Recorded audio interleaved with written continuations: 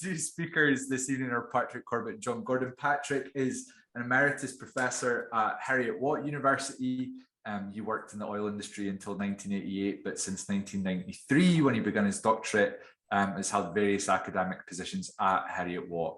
Transitioning to an emeritus position in the last few years has enabled him to pick up poetry as a form of communication and education regarding geological processes, honing in on the specific practice of geopoetry, which sits within our broader raft in this community of geopoetic practices and ways of seeing. And you can keep up with Patrick's ongoing poetic endeavours at his website, geopoetric.co.uk, which I'll provide a link for in the chat in a moment. Our second speaker is John Gordon, who is an honorary professor in the School of Geography and Sustainable Development at the University of St Andrews. He's worked in geoconservation for many years and is a deputy chair of the Geoheritage Specialist Group of the IUCN World Commission on Protected Areas.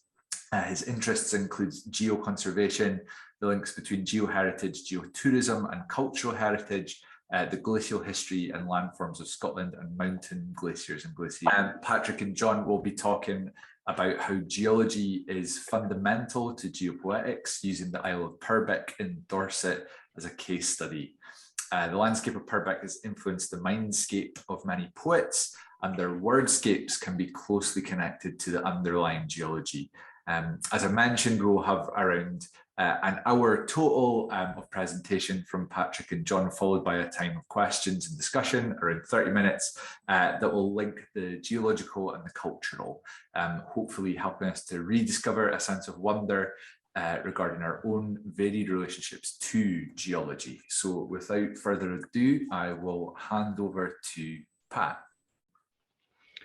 Thanks, Callum. I think at the moment you can see the one slide, I think, in the middle of the picture as best I can, as far as I can tell. So yes, welcome this evening. Thank you for all coming along. As Callum said, we're going to concentrate on this landscape, wordscape, mindscape idea with respect to Purbeck. Now, the landscape, wordscape, mindscape are the subtitle of Kenneth White's biography, which I'm holding up just so you can see the size of that. And most of my quotes, well, most of the quotes will come from the collected works of Kenneth White, which was published by Edinburgh University Press last year. But I'm also going to draw from our much thinner volume on Geopoetry and Geopoetics, Earthlines, which was published by the Edinburgh Geological Society last year. So the outline of the talk, I will hide this little bar here, hopefully. We'll just touch base on Kenneth White, because some people may not know who Kenneth White is. Then we'll go into his thoughts around the geology and connect that to the geopoetics. We'll then take the landscape, mindscape through this Dorset case study, and then that leads into discussion both of this talk and then into John Gordon's talk. Now, in advance, I have to apologize to any poets that might be watching. We have to sample rather than read fully in the time we've got available. So there might be some poems come up on screen, but we don't have time to read them all. So, of course, being a Dorset person and being aware of these dusty, dry roads all over Dorset and the shadow of my father, who was a poet, I quite like that quote, Thomas Hardy. I've always said to Kenneth White, we're following the white path, but then when you live in Dorset, everybody follows the white path to a certain extent. So Kenneth White, this is Wikipedia entry out there, which I will refer people to. Essentially, in this context, he's the founder of the International Centre of Geopoetics in 1989. So that date is quite important, about 10 years after he started thinking of these ideas. And the International Centre is a sort of the group that we defer to from the Scottish Centre based in Paris. And I think Kenneth White, it's fair to say he's a poet with geological insights. One of his poems, a shorter one there, Fossil in chalky stone, someday, God knows how many million years ago, the claw of a bird and raindrops. I rather like that, partly because it's very short, and a lot of his stuff there is a lot of poetry that one can refer to with Kenneth White. So for years, Kenneth White worked and grew up in Fairley, which is on the west coast of Scotland, to the southwest of Glasgow. It's in Ayrshire. And he walked the Atlantic coast, and he walked it with the British Regional Geology put out by the what is now the BGS, was then the IGS, in his rucksack. And he would maintain that the Atlantic shore was the threshold of geopoetics and is still its principal location. And the picture below is of Kenneth White, but it's not from the Ayrshire coastline, it's from the Brittany coastline, where he now lives. And on the other image there is this Hearken Thou Craggy Ocean Pyramid, this very famous Ailsa Craig to Ailsa Rock was a poem by Keats in 1818. So this coastline has been the inspiration, his geology has been the inspiration for a century or more. So geopoetics, what it is and isn't. And here I'm just taking quotes directly from various chapters in Craig. There's a lot, 1,000 pages of these 2 volumes that Cairns Craig has put together. So reading that over Christmas, when I came across geological bits, I took the quotes, and these are just a summary. So geopoetics is strictly of this world. Its background lies neither in myth, metaphysics, or religion. It is out to begin again from the ground up. Taking geology as ground level is a new way of being human and of living a human life on this earth. What the geo in geopoetics means is to live on the earth with a cosmic consciousness. So the geo in geopoetics does not mean geology. It does not mean geography. It means the earth and living on this earth with a cosmic conscious, according to our inspiration, Ken White. And geopoetics implies a relationship unencumbered, uncolored by mythical, religious, or metaphysical projections, and one that is more than ecological. So there is a big push.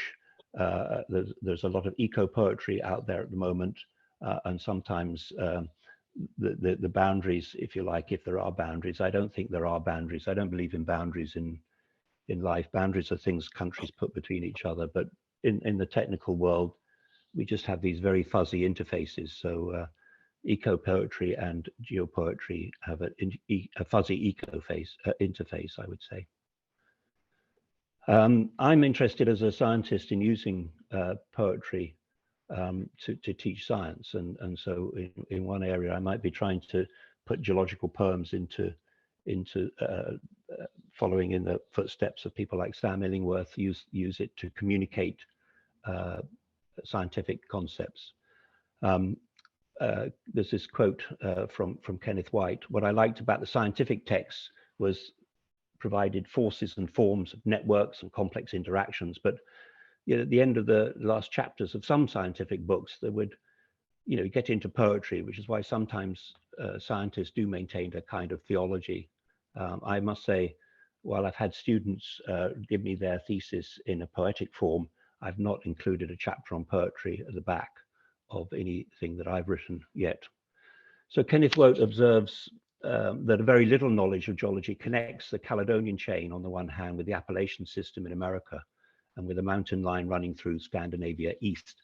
So this Atlantic seaboard that he refers to is not just the Ayrshire coast, it's the entire coast of Western Europe from northern Scandinavia to Spain, and then across geologically, the Appalachian Mountains are connected geologically to the Scottish mountains. So this is why we can look at this larger geographic collective area for our geopoetics. And that's what he means by the Atlantic seaboard. I don't think he means it specifically. He has one of his longer poems is a letter from Cape Wrath, which gives a lovely sense of the actual geology involved. He writes that the geographical grounds, Cape Wrath stands at the tip of that complex landscape, in which Hutton discovered his principle of unconformity. And below you have a sketch of Hutton's unconformity. Now, as a geologist, I can see every word that Kenneth has used in that poem linked into that early sketch of Hutton's unconformity. So I can see the drift, the moraine, the platform. I can see ravines, I can see gaps, I can see clefts, I can see exposed. So I think that lovely, very elegantly captures from Cape Wrath the spirit of Hutton's unconformity. So the role of did I go? Yeah, sorry. Sometimes you get lost on these things. So the role of poetry and geopoetics, the role of a poet might be put, in the words of Kenneth White, to open vision, to break paths, and to lineate a cartography. But, you know, obviously a geologist has a role in our industry that I worked in. The role of the geologist is to create the maps. So without the maps, nobody knows where to go. So I think poets and geologists share that sense of leadership for people to find where they're off to, and cartographers, of course. So geopoetics concentrates elements from science, philosophy, and poetry, which is why I like working in this space. And it gathers together minds on the edge of the various disciplines and looking for new space. I hope out on this call, we've got a lot of minds, active minds on this edge of the various disciplines and looking for the new space. He also looks at the sort of the background to geopoetics. Henry Thoreau, that well-known American poet, thought earthworld poetry that could make the rocks talk. So I think in the dedication of Earthlines, we said the poetry will make the rocks talk, or we convey the words of the rocks through our poetry. Treasure Island, Robbie Louis Stevenson, there are some, he spent time in the Cevennes, and he loved the fact that he could come down off the featherbed of civilization and find the globe granite underfoot and strewn with cutting flints. It's interesting that he refers to granite underfoot, strewn with the flints of the early people. I'm also reading Walt Whitman's autobiography, and in Leaves of Grass, he talks about mortised and tenoned on granite. So obviously granite is a fundamental rock down there underneath us all. Stevenson also, on walking, in order to get into the landscape, mindscape, it's best to travel alone. By walking, you enter the parish of the infinite, and it's my project walking around the UK coastline, which is about 2,500 kilometers of it now, that has got me into the parish of the infinite and tried to stimulate the poetic thoughts. And this is similar to Kenneth White's personal experience, not in the Cevennes, but in the Pyrenees, seeing the geology close up when he was at Gorgonal. So Kenneth White likes to use geology as a metaphor. He lives in Brittany's centered complex. There is a asterisk, I don't know if you see my arrow, but there is an asterisk, there's a red star, and that's Treburn, that's this place Treburn on the north coast of Brittany. That's where Kenneth White currently lives. And it's in the middle of a centered complex where, you know, you've got one rock at the first, which was a magmatic rock. On the geological column, that would always go at the bottom. And so, you know, we write from first towards last, but geologically we go from oldest to youngest. And that on the ground goes from the youngest rocks in Brittany across to the older rocks in Brittany across to the younger rocks. A centered complex is easier to see in the west of Scotland on the island of Mull, because it is circular, and you can see this complex geology there on Mull. And it's a geological phenomena that is a pretty good image of the work Kenneth White has been doing over the past few years, but there's always a further step. So he sees his work as a sort of centered complex, ever generating the new to displace the old out to the edges, perhaps. He introduced this term tectonics, which geologists know their tectonics. That's how we explain Hutton's unconformity, if you like. But he uses tectonics as the bottom line. And in Hutton's theory of the earth, Kenneth White sees the bottom line of the Scottish Enlightenment as, you know, he sees Hutton's unconformity, if you like, the bottom line of the Scottish Enlightenment. He sees that Scotland owes so much to this Scottish Enlightenment, but underpinning it is the geology of which Hutton was part. And he worked out one of the most interesting aspects of the theory of the earth, this unconformity, And that yellow line across a picture of Hutton's unconformity at Sicker Point on the east coast of Scotland shows you the Devonian rocks on top and the Silurian rocks underneath. The Silurian rocks underneath are deep marine sediments. The Devonian on the top are fluvial sediments. So in that location on Scotland, in the process of about 50 million years, they went from deep ocean to land, basically, across that border, and pointed out, therefore, that the Earth isn't fixed. It's moving and dynamic, or geostrophic, as we might say. This location has inspired many poets, and James Cooper in the Earthlines volume has a poem which won the Hugh Miller competition a few years back. Colin Will also has poems on Sicker Point. In fact, I think anybody who goes to Sicker Point will come back with a poem. Perhaps a poem showing the modern unconformity there in red. That is today's unconformity, so it's not Hutton's unconformity. Hutton's is in yellow, and today's is in red. So any sediment that would be deposited on top of that would have a time gap of around 350 million years plus. What's left? Kenneth White would say, a country begins with the ground, a geology. When it loses contact with that, it is no longer a country at all. It is just a supermarket, a Disneyland, or a madhouse. Lots of humor behind that comment. Rimbaud, if I have a taste left for anything at all, it's for earth and stones. Nietzsche, brothers remain true to the earth. And those are references that come from the Kenneth White collected volume. So pebbles. Now we move south to the south coast of England. You can see it in the distance there, that little white, that is the Isle of Wight. And we're standing on the mainland of Dorset. We're looking east in this case on this beach. And with a nod to Clarence Ellis, whom people would know for the author of Pebbles on the Beach, a little geology allows one to know that not all the stones on the local beach are necessarily of local origin, that glaciers may have brought them from elsewhere, and also sailors and walking past geologists. I found a little piece of microgranite, beautiful on this beach. Ailsa Craig would be a good source of that, but I'm not sure that got all the way to Dorset unless somebody brought it. Maybe it came from France's, the granites of Brittany. So on my map, you can see the Isle of Wight there. And we were just to the coast, just to the west of the Isle of Wight, looking east. But we're going to go to Dorset, to Isle of Purbeck here, which is where I want to put Kenneth White's three capes. I call this the three capes: landscape, mindscape, and wordscape. His three capes into action. And the thesis here would be, do poems written in an area of outstanding natural beauty, which Purbeck is, end up being geopoetic without knowing it? So I'm saying that, you know, is it living in the countryside, surrounded by the landscape, that makes your work geopoetic without you knowing it? So this is a topographic map of the Isle of Purbeck in 1882, and it says Isle of Purbeck, but clearly that is not an island because it's connected to the mainland.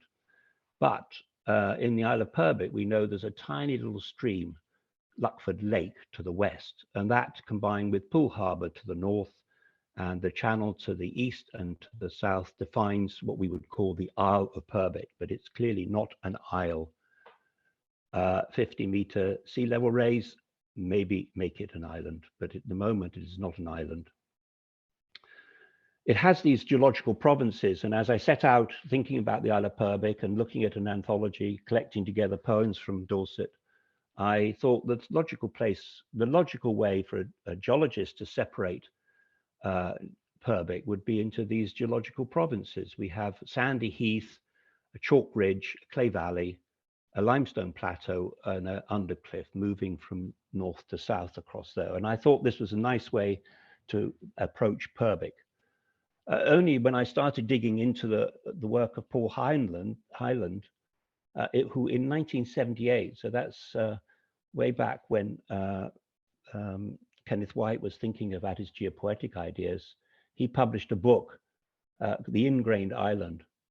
And so he had these provinces, which he gave names that related to the activities that went on with them. And the poem that I've put alongside is Biddle. Biddle is a quarryman's hammer, a large mallet which was used for breaking the stone up. And what I might do is to read the first and the last stanza of this poem by Paul Hyland. Black holes, stopped throats of stone, barren wellheads, whose buttress capstans groaned at drawing rock up into the daylight, sound successive beds and teem with fossil dead of sea, swamp, lake. I think so. I think it looks like I was seeing Paul Hyland's provinces. Good man. Thank you so much. You're a great man. Thank you. Good lad. That's Stuart. I recognize that voice. That's Stuart Monroe. At the bottom, we have Lane's founder, the last stanza, Lane's founder beneath turf and at cliff edge, dry stone unpicked, man strata, walls, web shutters, surfwoods, the plateau's net that plucked would dredge a catch of crops, herds, flocks, and stone cutters. So Paul also called it a plateau. So I'm calling it a plateau, partly because it's more of a geological term. But what was interesting, when I was fortunate this summer to go and meet with Paul Hyland and talk to him about this, and when I brought up the fact that, you know, maybe he had been writing some geopoetry back in 1978, he didn't know what geopoetry was. And so I hopefully have introduced him to that and acknowledge his precursor with a geological approach to poetry. So the Three Capes, Purbeck also has three capes. It has Old Harry Rock, it has Anvil Peveril Point, either side of Durlston Bay, and it also has St Albans Head. So with a bit of poetic license, one can call that Three Capes. And those three capes, for the geologists out there, you've got the ages of the rock, with the oldest being at the bottom, the Kimmeridge clay, and then up through the great building stones of Purbeck to the Weald, the chalk, familiar to many people with the White Cliffs, and we have White Cliffs in Purbeck, up to the flat tertiary, which extends northwards into the Hampshire Basin. And along their side there, you can see an old geological map that I have on the wall, which shows you that the place is full of reptiles and marsupials and ammonites and fossil plants. And so as a child growing up here, I was naturally drawn to geology, and I've been very fortunate to spend 30 or 40 years working as a geologist. And in fact, I tried to capture that in a poem that I call the Purbeck's Topology. The topology here, topology is our human geography, takes you from where you are to where you really want to be. Leaving school takes you up to those steep hills, to peaks of youthful innocence, down into the dales and glades of reality. But wait, a monotonic climb to a high, sustained plateau from where life's pleasures all around welcomed. There are few better viewpoints to survey this world before your time is up, and then you get to the head, and the end can be a sudden drop. And that profile is taken from the topographic map, but alongside you, I've essentially cut a section through Dorset from north to south, and you can see the ridge. And my life did rather follow that path, where we had an up, and then we had some downs, and instead of ups and downs, my life has probably had one big up and one big down, and then now we've been into a more plateau. So that's the way I kind of feel. Because I'm not showing screen, I've got some click to add text, but sorry about that. We should just ignore those. And so the geology, if you take that profile and then you put in the geology, you will see that to the north we have our sandy heath, where beds are fairly flat. Then when you get into the chalk, they're dipping very steeply, and into the early part of the plateau before flattening out. So it is the underlying geology that gives rise to all of that topography. And there is an exaggeration there. We've stretched it by the 50 meters horizontally and the 1,000 meters horizontally. So this was not an alpine topology. This is a fairly modest topology, but it's certainly something that you know about if you cycle through Purbeck on a bike. So moving to the sandy heath, starting with the sandy heath, let's pick up a poem from the sandy heath. And of course, this was Hardy's well-known Egdon Heath. And Hardy, like Neil Gunn in Scotland, Kenneth White refers to Hardy and Gunn both as being nativists. And of course, he had this poem, The Return of the Native. Sorry, Hardy had this book, novel, The Return of the Native, which is inspired descriptions of the scenery of Dorset in it, especially the heath. But in there, in the extract from chapter 1, he talks about the Gaunt Waste in Toul. Now, Toul is the most northerly island that in mythology or in ancient history, Thule is Ultima Thule would be the northernmost mythological island, and I think that relates quite closely to what Kenneth White was talking about with the letter from Cape Wrath, and in talking about the people moving into the lands as the ice melted. There would be this northern island, might be Greenland, might be Iceland, might be Shetland. So anyway, Hardy was inspired by the scenery, and the whole book, Return of the Native, sort of starts out of Wareham and moves into Dorset. So this poem, On the Heath by Thomas Hardy, I could hear a gown skirt rustling before I could see her shape, rustling through the heather that wove the common's drape. On that evening of dark weather, I hearkened, lips agape.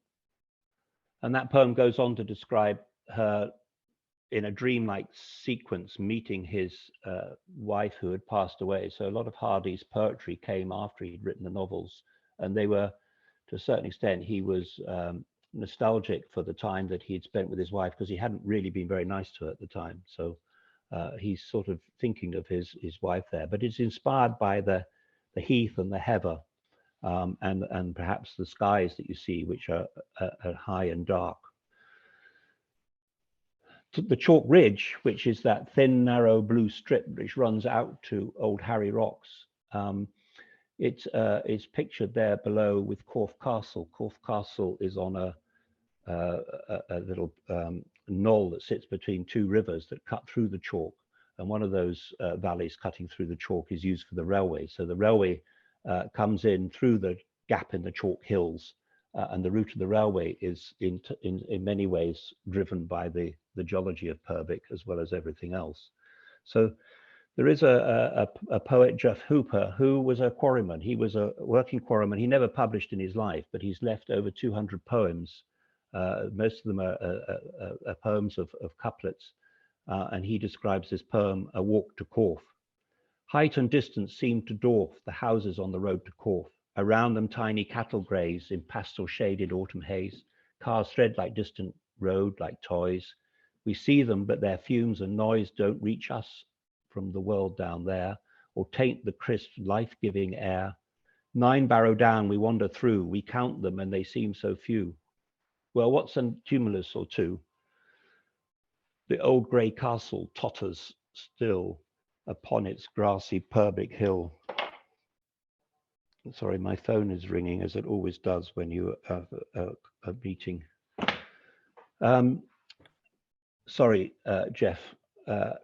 Jeff has no longer with us, so he will not be listening in tonight. But the last 2 lines, built to keep foreigners away, it brings them here in droves today. Well, you know, when you live in the Isle of Purbeck, we do have a word for the people that come from the rest of the UK. We call them grockles. We do think of it as an island, and we have a term for grockles, which are people that come to visit. So Jeff, I suspect in his poem, was trying to capture that spirit. Somebody who did come to Dorset and stayed in Swanage was Turner, the painter, and he painted a little sketch, or he drew some sketches there. And if you go onto the web, you can see Turner's sketches of Swanage Bay, Swanage being at the eastern end of this clay valley, the eastern end of the railway.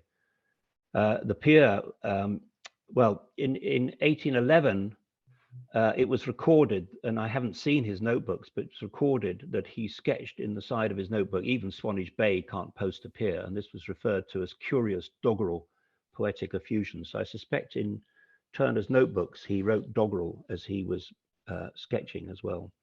The pier did eventually come at 1860, and the railway opened in 1885. Now, my father, who was a poet, I put this poem in here because it is a poem dedicated to Swanage branch train.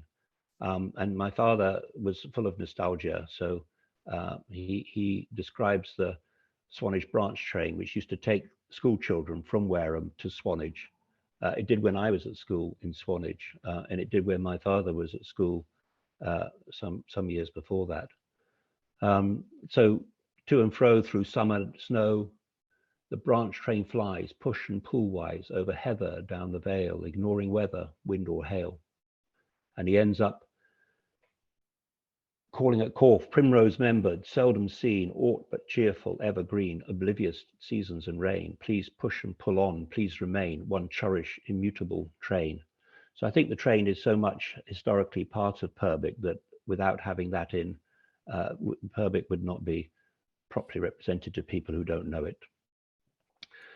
So Jeff Hooper, coming back to him, he worked in a quarry. He worked in Keats Quarry, and there we have a picture of Keats Senior and Kevin Keats Jr. They are inventive in names in Purbeck. There's probably, I think the younger ones as children, I'm not sure whether they're also Kevin Keats. But Keats is a name of the quarry. Keats is a poetic name, and it was quite interesting that in our Earthlines volume, Sarah Acton wrote a poem inspired by Keats Quarry. And of course, the confusion with Keats and the spelling of Keats caused us a little bit of stress in the editing phase of that Earthlines volume. But what's nice is they're very proud of Jeff, who used to work in this quarry. These are the owners of the quarry. And he wrote this poem, which they then carved on a piece of Purbeck stone, which stands proudly in the quarry today. And that poem is called Underground. It captures the heritage of the quarrymen. Deep shafts that never saw the sun beneath the fields of Purbeck run, forgotten quarrymen now dead, deaf to the lark song overhead, worked there by flickering candlelight while up above the sky was bright. And it ends with these lovely lines. And people say, that's quite a find. Did they leave anything behind? I always answer loud and clear. Yes, quite a lot, but nothing here. So there is still quarrying going on. There's still quarrying going. It's largely an open cast quarrying now. The land is largely owned by some of the same quarrying families, but also the National Trust, and they tenant out the quarrying, which is done largely open cast.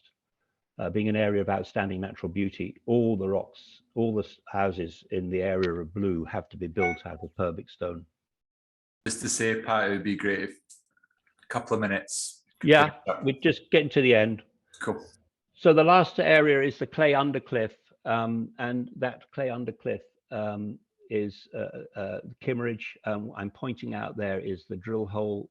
Kimmeridge is where oil was found in the 50s. It's still producing oil today, even though people don't realize that. And there's a poem there. This is an area that Paul Heidler called drill.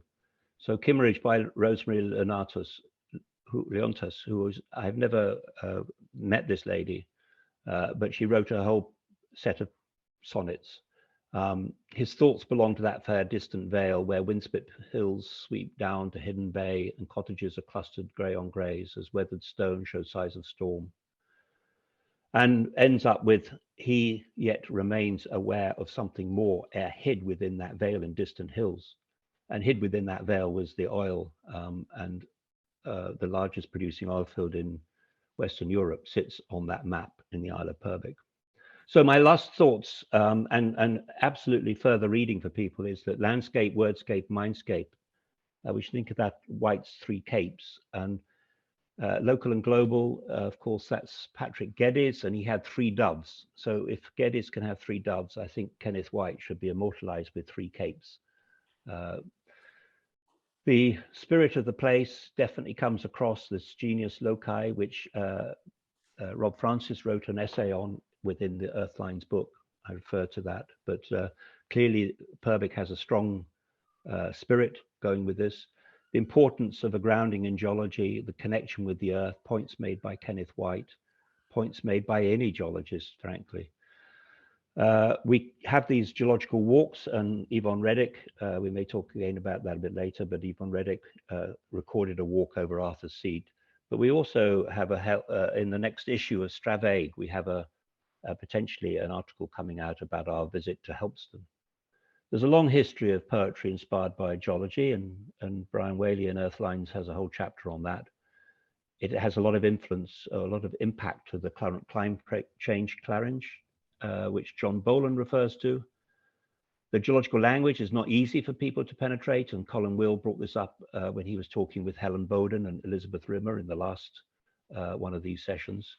And the Scottish Centre of Geopoetics, for those who don't know much about it, there is also covered and treated within this book. So a couple of things just to end with, just to make a connection back to Scotland. This is Charles Rennie Mackintosh, will be known to most people in Scotland as an architect, but he's also a painter of watercolors, and he spent 1920 in Worth Matravers, which is right in the middle of the plateau. And in fact, what's lovely about this is when I looked at this picture, I said, there is no flagpole in the middle of the there. And, you know, he actually was there in 1920 when they installed absolutely a telegraph to Worth Matravers, and they put the pole right in the middle of the view. And so he put it right in the middle of his painting. So there is somebody making a very strong statement about scenery and progress, if you like. And so it's an interesting painting.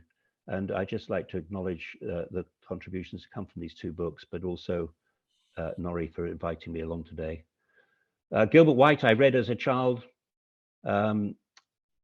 People need to be undertake one district are more likely to advance natural knowledge than those that grasp more than they can possibly be acquainted with. Every kingdom, every province should have its own monographer, male or female. Everywhere should have its own monographer. And I sent these slides to Kenneth White just last week. He came back with this comment: my relationship to geology in the initial stages of geopoetics and continuing since.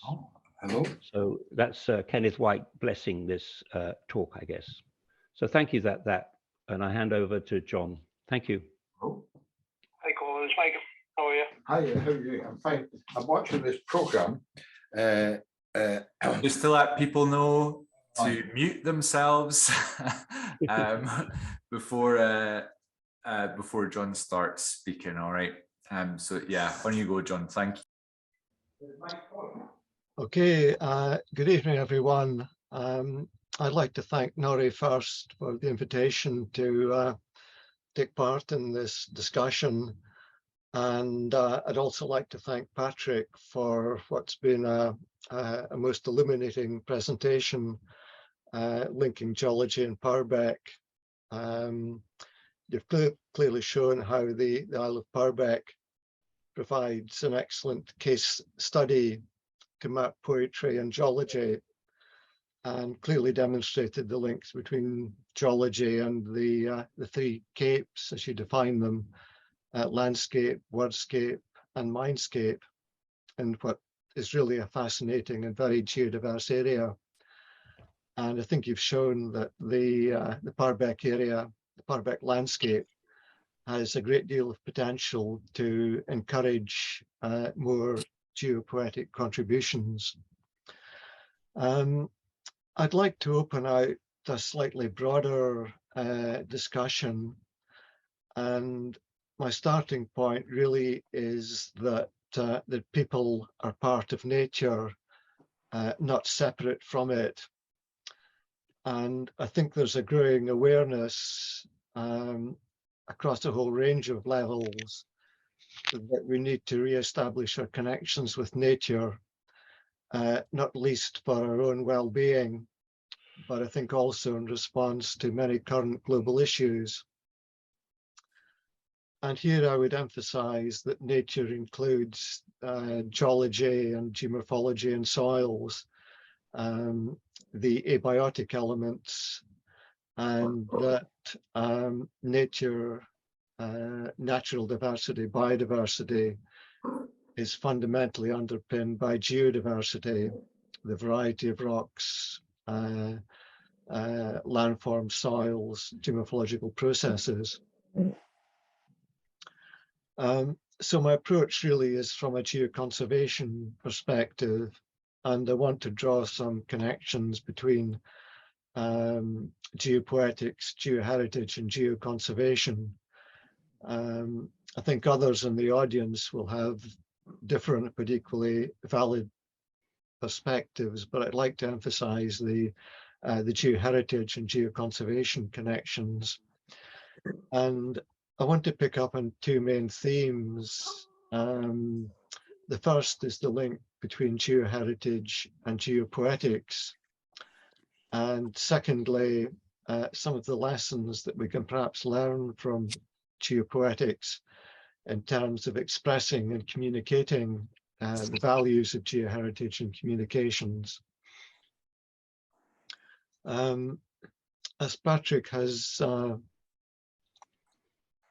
put up on a slide here, I see geopoetics in a broad sense as a means for people to engage with geology and landscape and to experience and appreciate geology and geomorphology from cultural perspectives, and helping to foster both a personal fulfillment through that experience, but also becoming more aware of the values of geoheritage and the needs for its geoconservation.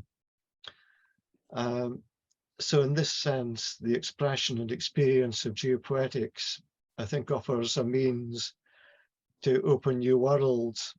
And this was a phrase that Kenneth White used.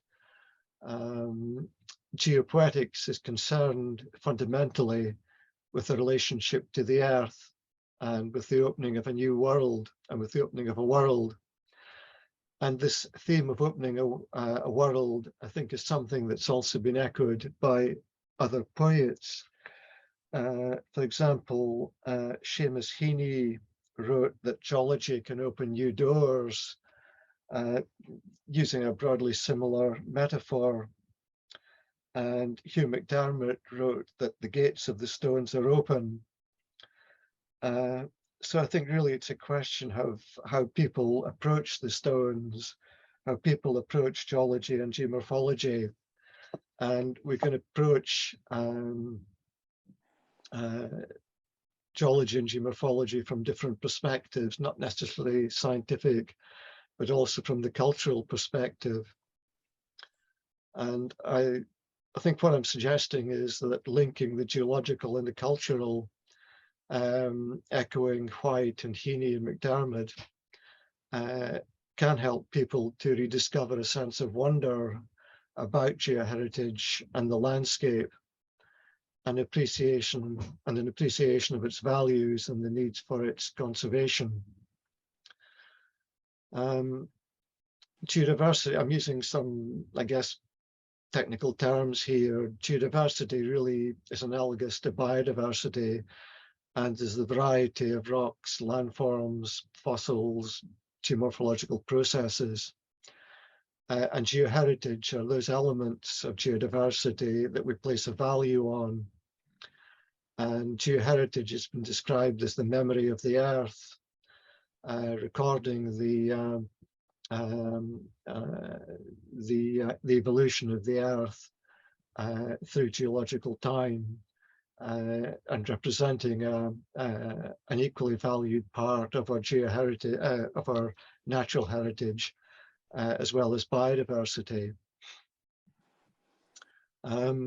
And there's also a geoethical perspective here, I think.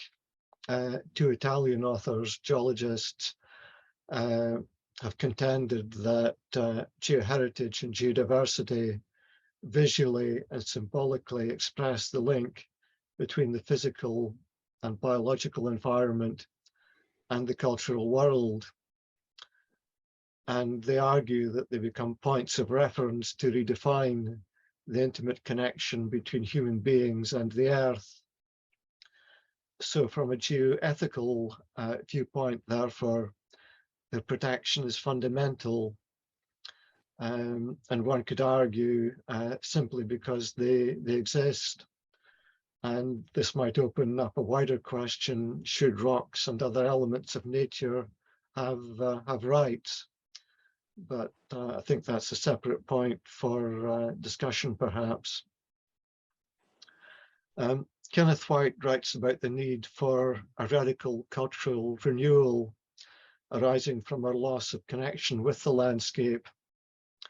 And he describes how the roots of these connections go back to the geological foundations of the landscape.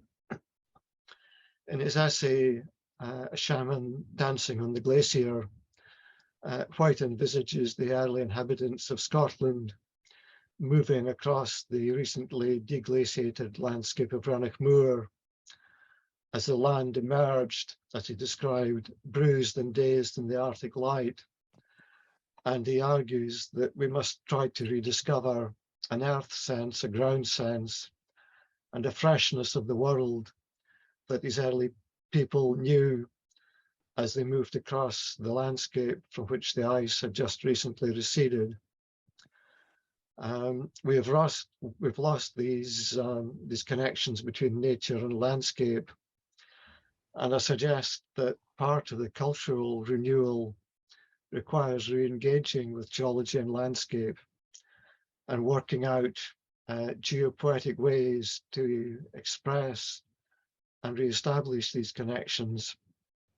So I think here we have a coming together both of cultural renewal and geoheritage as part of nature as interlinked and mutually supporting movements. So I think that's a fundamental proposition, and I think one that perhaps emerged also from Patrick's presentation.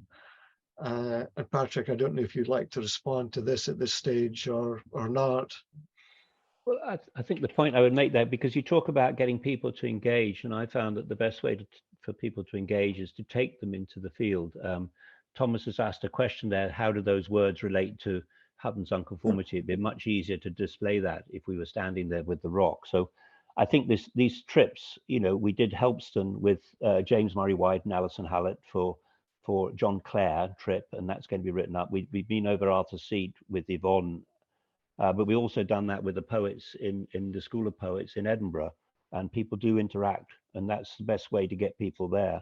And I know that we're planning a trip to Betsy Coued. I'm hoping to go on that in September. Interested to know if anybody else is going on that trip that the Scottish Centre has taken, has published. And you know, I would love to take people around Purbeck. I do plan to do geopoetry walks in Purbeck in the future. So I think the best, you know, it is about engagement. I mean, that's the important thing.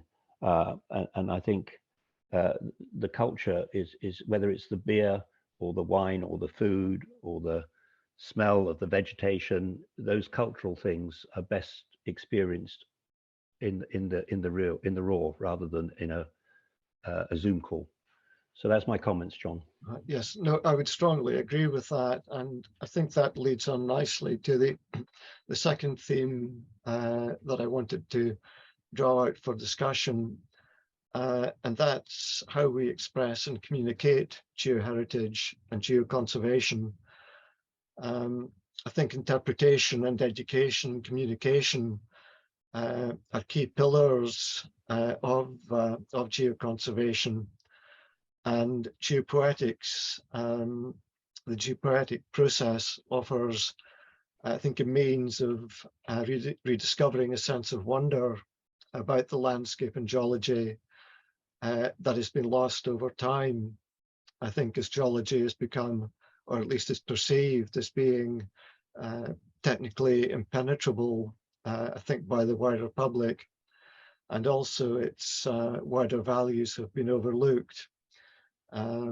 Most people, I guess, are probably unaware of the extent to which society today depends on geology and geomorphology in terms of a wide range of services provided by geology and geodiversity, everything from providing soils for food to minerals and to inspiration for art and literature and so on.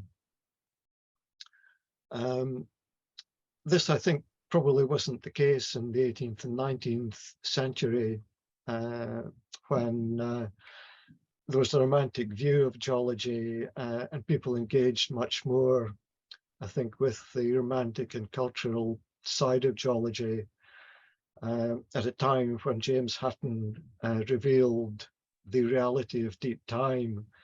In effect, Hutton was opening up new worlds and offering people the opportunity to explore deep time and to approach the stones, the geology, through landscape aesthetics and literature and the romance of past worlds. This was a time when a much wider public engaged with geology and landscape, and we've lost those connections. But I think today the geopoetic process and the cultural links provides new opportunities to rediscover that sense of wonder about geology and landscape. And as you emphasize, Patrick, I think engagement is crucial.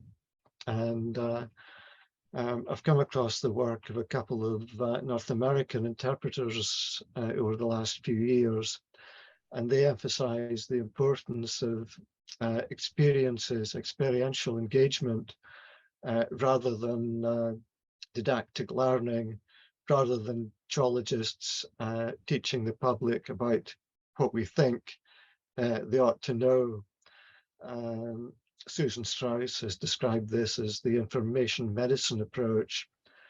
I think it's much more about, as I emphasized, rediscovering a sense of wonder and the importance of having strong narratives about the landscape, and encouraging visitors to ask questions and to provoke them to think about the landscape. Why are these hills there, or why do they have the shape that they do? I think that's much more engaging than simply presenting static rock displays, and taking people out into the landscape and challenging them to ask questions and think about what they are actually looking at. And a second thread here, I think, is a focus on emotions and emotional responses. And this is strongly emphasized by Sam Ham and Susan Strauss. And we can draw on a diversity of art forms here: photography, visual art, music, song. And there's some good examples of this type of approach being developed, for example, in Italy, where Laura Valentini and colleagues have worked with a theatre group to involve participants interacting with a story of landscape evolution and focusing on emotions and people's reactions to the geological processes that have shaped the landscape. So I think that's an important area that has a lot of potential for the future. Patrick's demonstrated good examples from Purbeck of the links between poetry and landscape. And we've many good, or we have a strong tradition in a similar vein in Scotland, I guess from the Gaelic bards onwards to Sorley MacLean, Meg Bateman, Mary Smith. And there's a whole range also of landscape art inspired by the Scottish landscape, from John Knox and Horatio McCulloch through to the works of James Morrison and others today, and also the installations of land artists, Andy Goldsworthy, Matt Baker and others.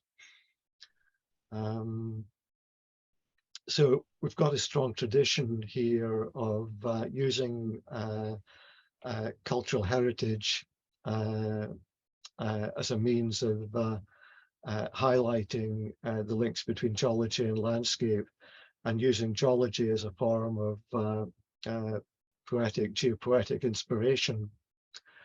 And this has been, some of this has been highlighted in the activities of the Scottish Geology Forum and its successor body, the Scottish Geology Trust, and also in activities of the Scottish Centre for Geopoetics.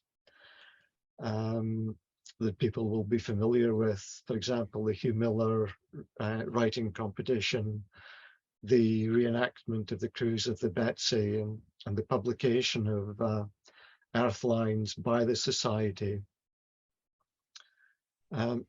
So I think here too we have a coming together of geoheritage and geopoetics, both as a creative process and as an experiential learning and exploration process for communicating the values of geoheritage, and that engage directly with people's own interests and experiences.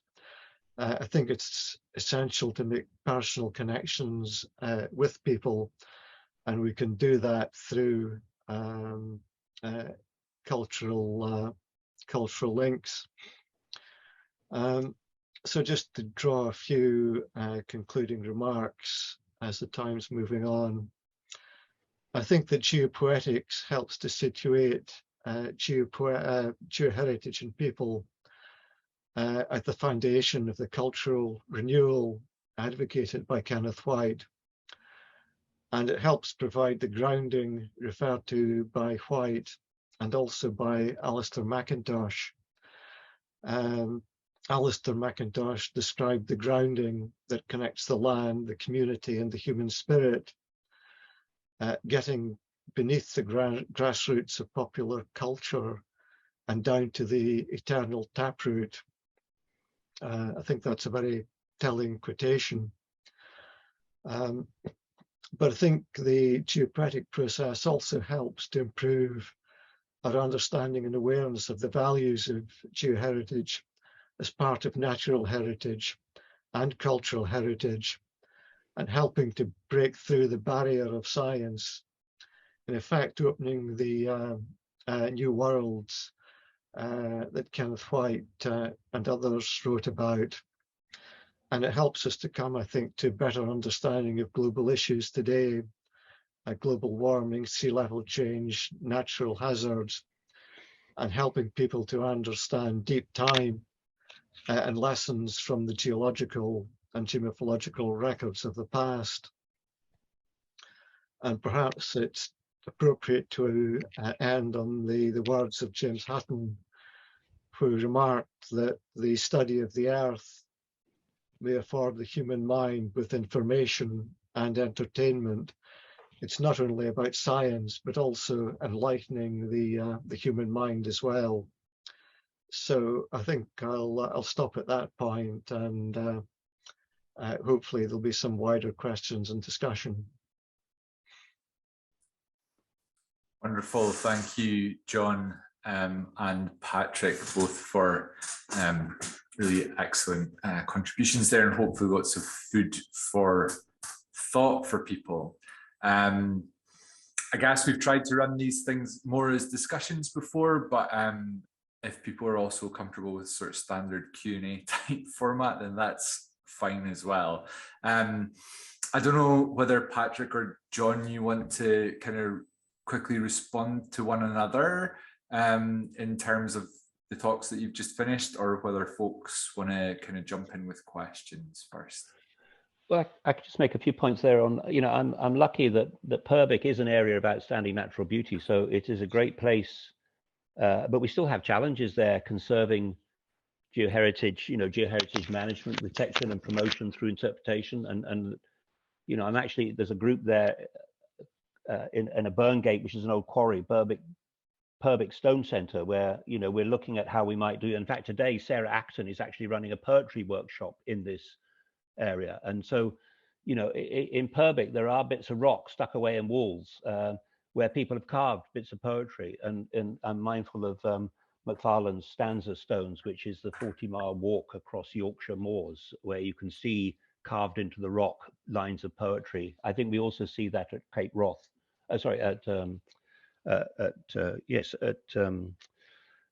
Near what's north of Wick, the tallest point of Scotland, on the east coast. There is poetry carved into the rock, but it's gone below the sea level and you can't see it very easy. So I think people in Purbeck would not like you carving poetry all over their rocks, frankly. But in a way, that's something that we should probably see more of. Just as it is on the outside of the Scottish Parliament. They have those wonderful words carved there. I mean, they have a poetry wall on the outside of the Scottish Parliament building. So we should have more poetry walls, I think. Thanks, Pat. We've got a question from Richard in the chat, who says, given the energy crisis and pressure to access supplies of local carbon resources, and in specific terms by fracking across the Central Belt, an area already heavily mined, how might geopoetics defend this unglamorous geoheritage? Well, I think very, interesting in the Central Belt, people are very proud of their heritage with their mines, museums, and their history and their heritage. And the Bings, if you try to remove the Bings now, probably people would complain, but the Bings were there. I mean, that's the start of the world's oil industry in the Bings. In my own view on the fracking in the Central Belt, it's a tiny area relative to what you see in the US. It's about the size of Falkirk, the sweet spot, whereas in Canada, the sweet spot is about the size of Belgium. So I don't think fracking is going to be the answer to the UK's energy. So I doubt it will happen for very long, if it happens at all. But at the end of the day, your mobile phone has 60 different minerals in it. They've got to come from somebody else. We're running on electricity. It's got to come from somewhere. So what amazes me is how people don't want this, don't want this, don't want this, but they do want, all the things that come with electricity. But it's got to come from somewhere. So this is a much bigger discussion that we can have on a poetic session. But I do have some poetry. Trump was very against having these wind turbines off Aberdeen, which was bizarre because I walk a lot around the coast. I see a lot of golf courses. As far as I'm concerned, the flagpole on the golf course is as irritating as a wind turbine out at sea, quite frankly. Yes, if I can maybe just add that I think that the geoheritage and geoconservation are concerned with the conservation of those aspects of geology and geomorphology that have some value. It's clearly impossible to protect or conserve every single geological site. And I think the key process is to identify the sites and features that we value most and to focus attention on the protection of these. So sites like Sicker Point that Patrick mentioned really are crucial sites, and I think it's important that we focus on those sites that have high value. Thanks, John. We've got a question here from Thomas in terms of how would geopoetics be used to forward an agenda that John sort of lightly sketched out in his talk of rocks having rights. How would geopoetics advance that agenda of rocks having rights? In the same way that trees have rights. And yes, people say that we didn't ask the world before we drilled a hole in the world in our business. And we've drilled over 10,000 wells in the North Sea. So yes, we should have, if you gave the world rights. Certainly geologists are discouraged from hitting rocks with hammers these days. So that was something that used to, I don't have a problem having rocks having rights, but who would write their Bill of Rights, as it were? Yeah, I think it was really just a question I threw out that might provoke some discussion. There is some interest in the nature conservation, the wider nature conservation movement, that perhaps plants and animals should have rights, and that these rights ought to be protected. In essence, adding another dimension to the case for nature conservation. One could equally ask, might the same also apply to rocks, or is it simply an inappropriate concept? Yeah, interesting. I've just popped in a link to the chat there as well. These various points that you're mentioning here kind of reminded me of kind of forerunners in Bolivia, where they have tried to write a bill, effectively some sort of Bill of Rights, giving the environment kind of equal standing with humans. So it's a link to a Guardian article that was the first thing that came up in Google when I searched those search terms.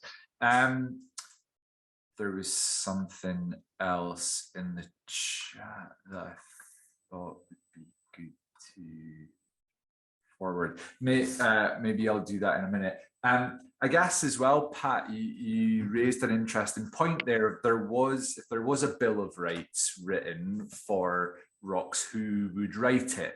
And there was a point that you kind of made before of like geopoetics being a way of making the rocks talk, but it's always making the rocks talk from a particular perspective, right? And I wondered whether you thought about kind of initiatives for, I guess, democratizing that process of who gets to make the rocks talk. Well, the poets, you know, poets. You know, the poets in a way, and I mean certainly in the Earthlines, you know, people submitted poet, and they're not all they were working geologists, or they're not working geologists, but they all submitted poems about rocks in one way or another. And democracy, we just put the whole thing in there. We didn't edit them out and say, well, I don't like that one, or don't like that one, or don't like that one. I mean, the good thing is that there are no editors for poetry these days. You can just publish what you like, you know. You have the mechanism to publish where and whatever you like. And that is very empowering for poets. They're more empowered now than they've ever been, really, because, you know, if you look at Walt Whitman, I mean, you know, he had to publish Leaves of Grass, you know, 7 or 8 times himself, because nobody else would publish it. And everybody tried to kill it, you know, because it you know, it wasn't sonnets. It wasn't classical poetry. It didn't rhyme. It used all sorts of vernacular words that we don't have that in poetry, mind you. They talk about the barbarous words, those geological words. Keats didn't like the barbarous words in geology, the ones that come from German. I'm sorry to Thomas out there, but the barbarous words, according to Keats, were nice, grey-wacky, you know, all these geological terms that have come into our literature from German. One could add dogger, I suppose. But you know, there was a quote from Nikita Gill, who is in the papers at the moment. You know, poetry is so powerful because it makes you feel like you can say anything that's really hurting you, and the poems aren't going to judge you. You know, in other words, you write. So if the rocks are hurting, you know, speak out, and all voices are encouraged to engage with that process. Of course, you know, I'm looking outside my wall, outside the house. The road is built of rock. The walls are built of rock. You're going to have to think about those rocks, rights of those rocks. You know, basalt for all the roads in Edinburgh, all the sets in Edinburgh. You know, our lovely carboniferous sandstones for all our building. You know, the rock has got rights. It's called the World Heritage Centre. You're not allowed to, you know. You should have the carboniferous sandstone saying, why are we building why are we building buildings in Edinburgh using Jurassic imported stone from Germany when we've got plenty of stone in Scotland? You could ask that. Okay. Can I come in on a couple of points that have come up? Can you hear me all right? Yeah. Sure. Yeah. I was very impressed with what John said about sort of inspiring a sense of wonder by going out into the field and engaging with the natural world and with the rocks and with the geology. And indeed the same, I think, applies to the sea and the wildlife that's around us. And I think this is perhaps one of the answers to Elaine's point in the chat, where she's raising the question of as a secondary geography teacher, she's raising the question of how do we engage young people in geopoetics. And I think that's partly answered by organizing field trips, which I know can be, as a former secondary teacher myself, it can be a bit tricky in organizing and so forth, and health and safety issues and all that. But sometimes there can be fairly nearby, there can be places that are worth visiting with classes of students, and I think that can inspire them with an understanding and a love of the natural world from an early age. So I think the future for young people is very important. Another point I would like to make is that as we will begin to have more field activities as the Scottish Centre for Geopoetics, now that the COVID pandemic has lessened. I don't think it's over, far from it, but it seems to be lessening as the days go on. And I mean, one thing I've got in mind is small groups of people who are interested in geology and poetry and the sea and so on. They could come, as we did once before, to Ling here, where we have the slate quarries, and they could spend a long weekend, or they could spend a week perhaps, and they could come here and learn about geopoetics.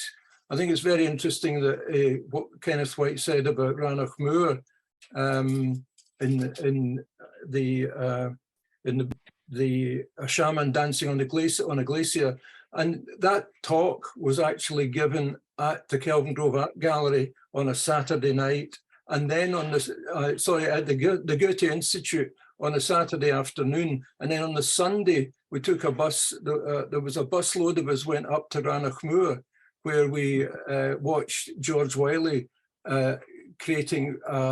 building a spire, one of his spires on Ranach Moor. So it, you know, that talk and that whole emphasis on the grounding of Ranach Moor, I think, was illustrated by that very event in 1990. So these are just a few thoughts that are coming from the discussion so far.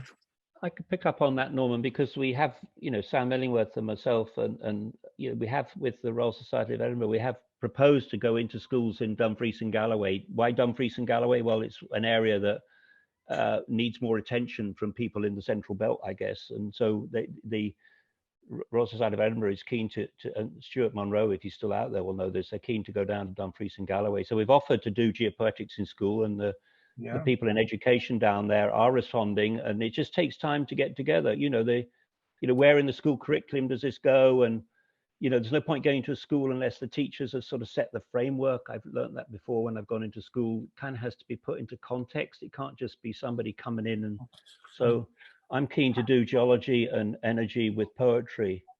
But it's interesting, you know, should that be in the English classes? With people on the talk the other day were interested in bringing that into English classes, and other people we try to promote it in the science classes. It's this problem that where does poetry fit? You know, and quite frankly, it should be everywhere. Mm-hmm.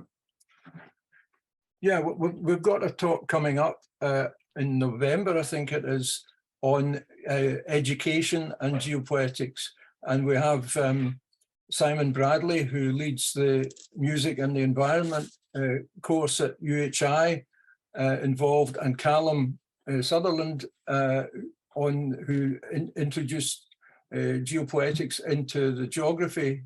He teaches at Glasgow Uni. So that, I think this theme can be developed further, and I think it's very important that it is. And we need to recruit people for the walk in Betsy Cwyd in September, right? There is a one-day trip there to learn about slate, not Scottish slate, but the one that took over from Scottish slate, Welsh slate. And that date is, what is that date? I think it's Saturday the 10th of September. That's right. So going to Betsy Cwyd, it's Saturday the 10th of September. So that is open for booking, I think, on the Geopoetics MailChimp, but we can send details to anybody who thinks they could get to North Wales for a day, Saturday the 10th of September.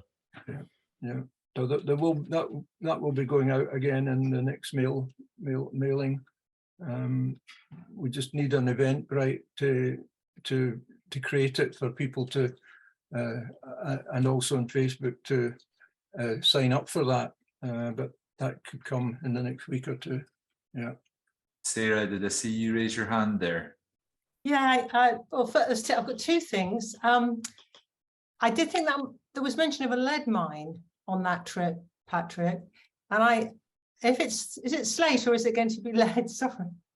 Oh, right. Well, yeah, you might be right, Sarah. It might. I mean, originally we were talking about slate because we were talking about slate in Wales, and there may be a lead mine like at One Lock Head. So it may be a lead mine, yeah. Okay. And the But other it's probably in slate as well because it's metamorph. You know, it'll be related to the metamorphic terrain, so you would see some slate. Okay.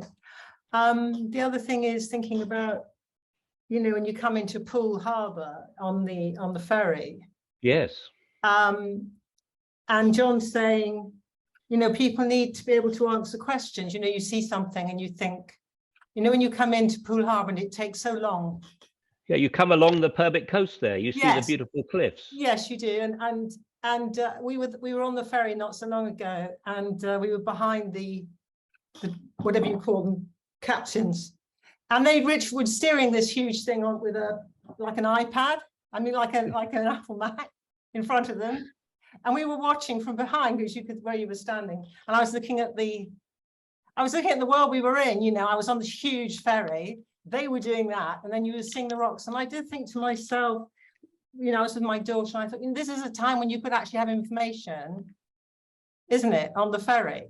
They're passing that every day. It's just there are lots of opportunities that we have in life, and you need to link people up to share, to be able to share, like they did on the trains. I think there was a digital thing on the trains, which I heard this about at a conference, where it's like Virgin Trains or someone paid someone to do, you know, an interactive things whilst the train was going by, there was information about what was going on in the landscape.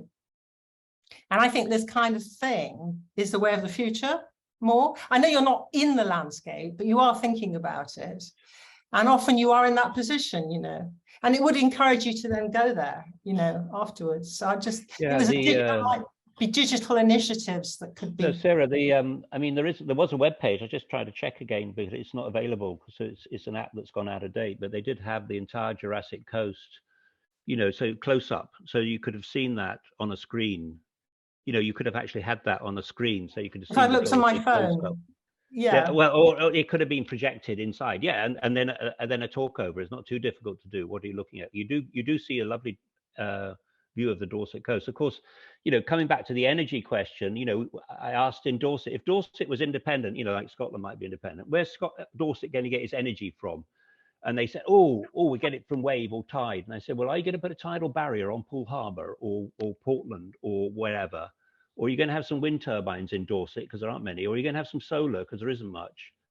And they said, well, ultimately we can get it from Europe, you know, through the grid. You know, so when you ask people about energy, as to if you were an independent state, where would you get your energy from? You know, in that landscape, what could you use? If you don't have much gravity, you might have some sun, but you have a lot of people who don't want anything. They don't want any energy production in their backyard. And what's interesting is that underneath Dorset, you've got the largest onshore oil field in Northwest Europe, and they don't even know about it. But so I think making the connection with energy. I mean, of course, that field has come to the end of its life, and it's not going to be renewed. And you know, we've got this transition, and we're all going to do away with oil, but only when people stop using their cars. Even then, we'll want it for other things, perhaps. But so we you know, we're in a transition. So I think linking the landscape to the energy question is quite an important one. How was that boat fueled, Sarah? Sorry?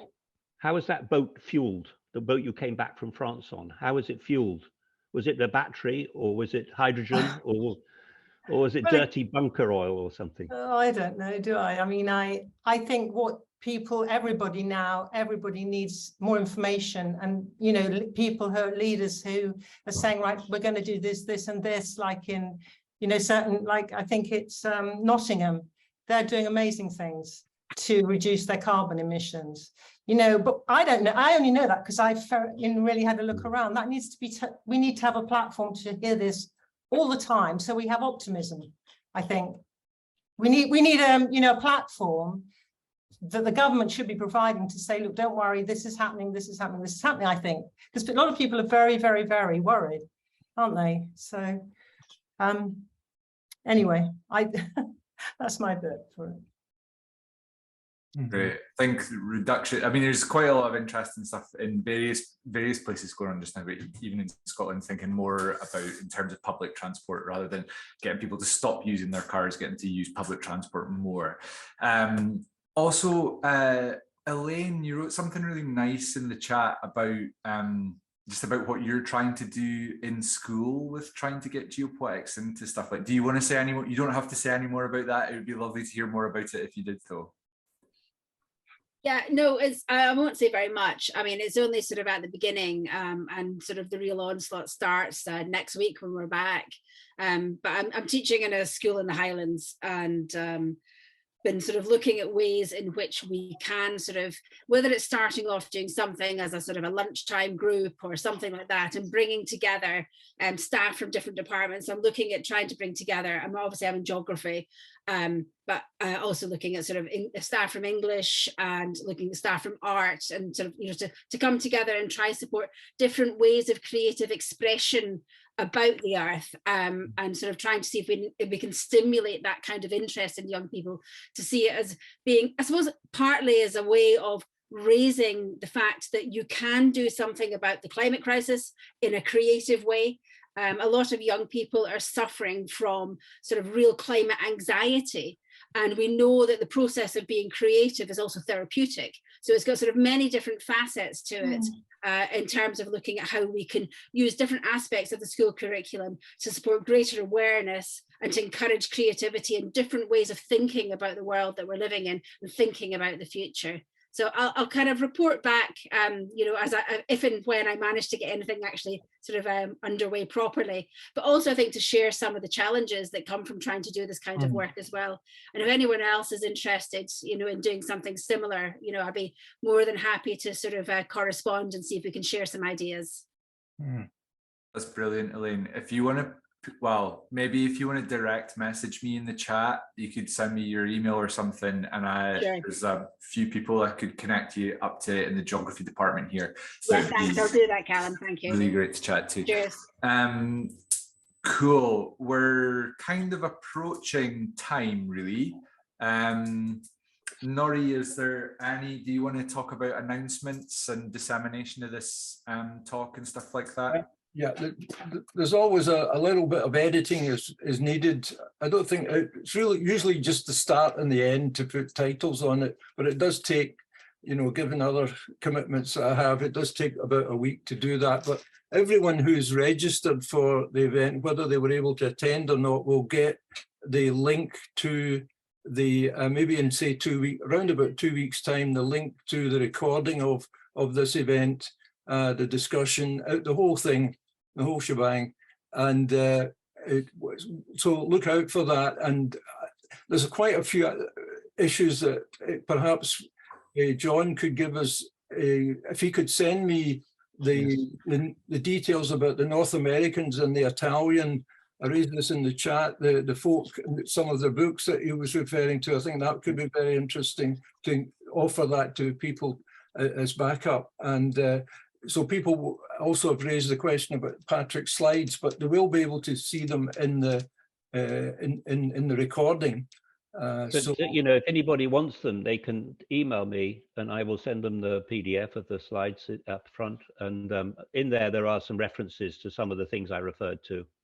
And I noticed that Callum very kindly put, you know, the thin book and the extremely thick 2-volume book in the chat. So be prepared. If you get this one, it's about £300 for the 2 volumes. So yeah. It is to come out next year in paperback, but it's a bit of a wait. And also his Kenneth White's autobiography, which is out in French, is due to be published by Edinburgh University Press sometime next year as well. So that will be interesting. And I'm hoping by next spring to have my book about geopoetics, my involvement in geopoetics over many years, ready for publication. And our film, Nori, do you want to say something about the film? I noticed Daphne has got a question out there, but do you want to say something about the film at some point? Sure. We're a wee bit, yeah, we've got an outline of the film. There's another, we've got over £14,500 that we've raised to make this film, but people are getting in touch actually, and some of the for example, some visual artists, their work I have seen recently, and I think it's very geopoetic. And so if you're interested in actually contributing to the film, whether it's, you know, you want to be interviewed or you want to show some of your work in the film, then please get in touch with me. We've had a couple of group meetings. There's about 5 of us now involved in putting together the film, probably called Expressing the Earth. And we've kind of decided that it will be next spring before we actually start making the film. There's another opportunity for a funding bid to this British Film Institute documentary section. So that's a possibility. We've got to apply for that by September. So it's in hand, but it's not at the exciting stage yet, shall we say. But yeah, we're getting. If you've got ideas you'd like to see included in the Geopoetics film, please send them to me, and we will get started on making the film next year for sure. And it will involve going to France to Treverdun, where Kenneth White lives, and to the north, the Brittany coast. So, do you have a synopsis at all? Yes. Yeah, I have. I can send you yes, please. You're interested, yeah. So lovely. Daphne's got a hand raised. I think, Daphne, did you want to raise a question? You have your hand raised. So. Yes, sorry. First, I want to thank you to accept me here. I'm from France and I live in Brittany, so I'm not far from Kenneth White geographically. Just to let you know, so because I'm new, but I'm a glaciologist in background, so climate, but also ice core. And I spend a lot of time in Antarctica and in the Arctic, and especially about the ice. Now I'm more guiding on ships, sometime in Antarctica as well. And so I'm giving lecture about ice and climate. And now I'm fascinated by geopoetics since 1 year and try to learn by myself reading the books. It's not so easy because there's so many, but it's fascinating. So I think I will now try to give my lecture with a geopoetry way and explain. And now I'm writing a book about Antarctica. It will be published in a few months, and I put a lot of geopoetry inside and make like the ice spoken about how ice is built and the crystal inside. And I think it's very close from the rocks and very important nowadays. So if at one point you need help or you want to talk about ice in your project, I would be really happy to help. Wow. Excellent. That's exactly the kind of offer that we're looking for. Yes, and if you can, will you be filming some of your visit to the Antarctica on the ship? And are you giving talks on the ship, a lecture on the ship? Or when is all this happening? There's a lot of questions you've raised in our minds there. Yeah, please don't hesitate to contact me if you want. I would be so happy to participate. It's really, I think now the most important things for me is really to go through this way and develop it and learn more from you all. And I learned a lot of geology when I was at university, but now I'm more specialized in ice. So yes, there's a lot to say, and I think it's very poetic, this icy world, and they are in danger. So it's a good way to try to maybe share and maybe a way to start this what you were saying, like this conservation of our geology. Ice is for me part of geology. Yeah, well, I'll definitely write to you Daphne on quite soon about that, and if we can correspond about how you might be able to contribute on Antarctica, on ice, and what's happening because of global warming to the ice and the dangers for the world of that. And also, if we're going to, as we will next year, we hope, go to Brittany, we could perhaps meet with yourself then as well and film, you know, a discussion with yourself if you'd be interested in that. Sure, and also my plan is to come to Scotland because it's a long time I'm waiting to really visit more. I will maybe go this month, but for sure I will be there also in October. So in that case, I would be happy to meet you. Well, great, yeah, even better. Yeah, and I can meet in Edinburgh, but Nick Misselli is also from Toronto, has got something he wants to say, so his hand's up as well. So I have a very simple question. I don't feel like I have much to contribute to this conversation because I have only discovered geopoetics a little over a year ago. My connection was David Francis, who was an honored special guest at the Toronto International Festival of Storytelling, and he gave a talk on geopoetics. And I've really enjoyed these talks. I've enjoyed reading the website. My question is very simply, can anyone recommend one book that has the best overview so that I can learn more about it?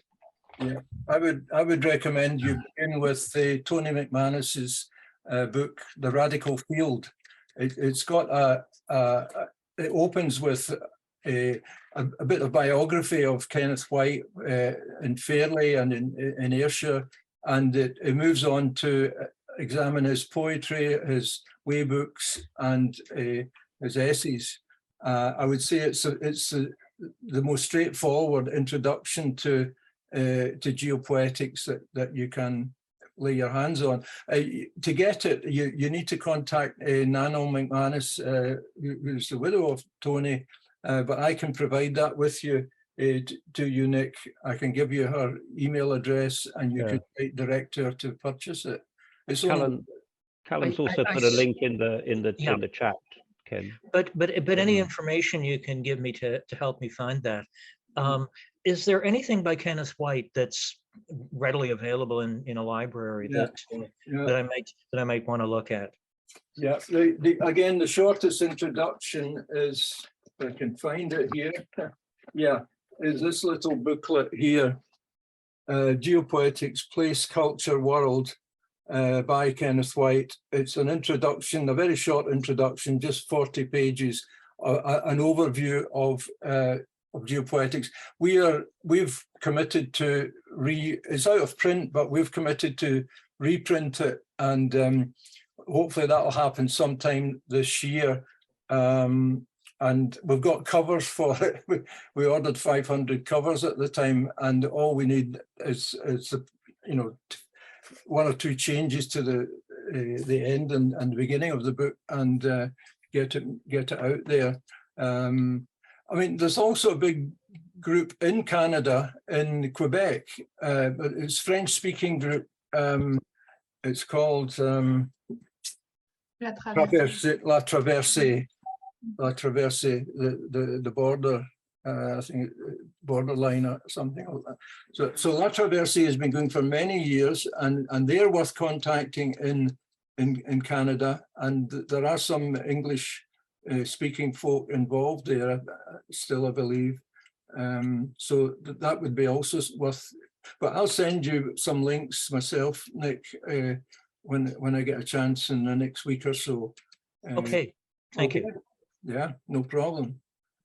It's great that so many people are joining the club, so to speak, you know, finding it's. Yeah, you might want to save the chat, Norman. Norrie. Yeah, I will. Yeah. I've done it already, Pat. Yeah, okay, Callum, sorry.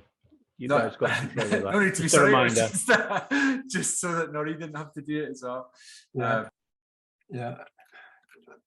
Yeah, and there is another. Yeah, we're updating the website at the moment. Alison Rowe has done a power of work in creating a new theme for the WordPress website, and it's again in maybe about 2 weeks' time it should be ready to launch, and that will be in the next Geopoetics news. Once we've been working together on that in recent weeks, and she's done most of the work, and it's looking much more modern looking, and you know, a lot more attractive, I think, than the old one. But the old one has served us well. But I think we've got to keep moving things forward, and hopefully that will have more information for the MD. That is the other place to start looking, if you haven't already, is at www.geopoetics.org.uk. And also Kenneth White's, the International Institute of Geopoetics has got a website which is now in English as well as in French, and it's in other languages too. Can't remember how many, but there's about 5 languages that it's in. And they have a lot of material, a lot of texts by Kenneth White and others on geopoetics. Quite a number of essays and articles, mostly written by him, which are available for free on the International Institute website. His own website, Kenneth White can't remember how it ends, but it seems to be down at the moment. So I'm going to try and find out what the problem is there, and whether we can get it up again, so that because there's 1 or 2 things we need to update our website with about his bibliography and his biography. Yeah. So Snorri. I think we've covered a lot of wonderful ground here, and I think it's been an excellent discussion and 2 excellent presentations, really top notch, and they've raised lots of interesting questions, and I think you can see that in the chat. So I'd like to personally thank Pat and John and Callum for chairing, and everyone for taking part in this yet another very successful virtual conversation on geopoetics. So the next one that's coming up is the end of September, and it's on this very issue of transdisciplinary approaches in geopoetics.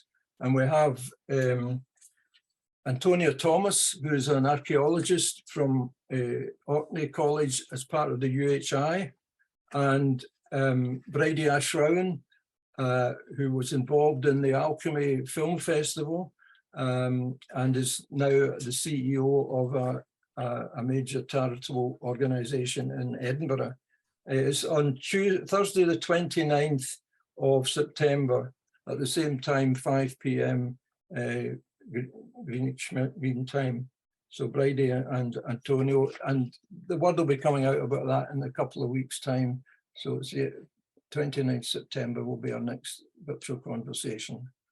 I hope you're enjoying them. Please let us know if you are, these conversations. It's encouraging that we're getting such good attendances and people wanting to know more. So that's what it's all about.